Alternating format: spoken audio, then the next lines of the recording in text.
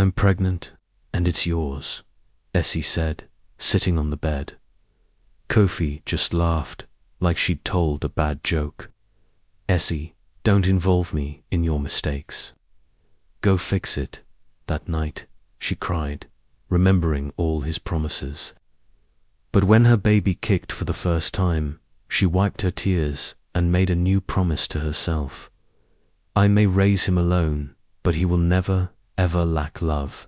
And she meant every word. She sold airtime during the day, braided hair in the evenings, and took online classes at night, with her baby sleeping on her chest. Years passed, and their tiny one-room life found its rhythm. Mornings were a wild mix. Kobe hunting for socks, Essie yelling, "Check under your pillow." It was normal. It was loud. It was the kind of love that fills the cracks of one's life, but this morning felt different. As Essie buttoned Kobe's school shirt, he asked quietly, "Mummy, why don't I have a daddy? Everyone in my class has one." The question was a quiet stab to her heart. She opened her mouth to answer, but a knock at the door stopped her. The kind a man uses when he feels entitled to be let in. Essie frowned. Who is that at 6:30 in the morning? She opened the door and the world went still.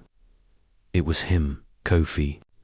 The man who vanished before the pregnancy test had even dried.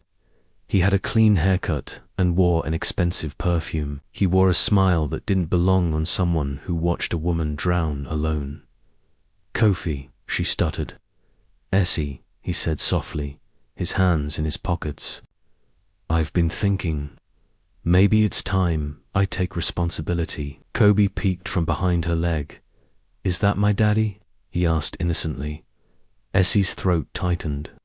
But what broke her wasn't Kofi.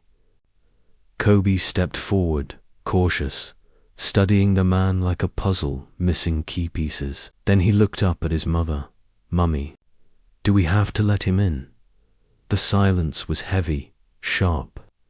Essie knelt beside Kobe, her eyes never leaving Kofi's. "No," she said finally, her voice steady and calm. "We don't let strangers into our home."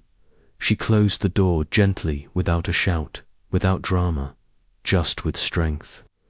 Kobe slipped his small hand into hers. "Mummy, it's okay. I already have you." And for the first time in years, Essie let herself breathe. Thanks for watching.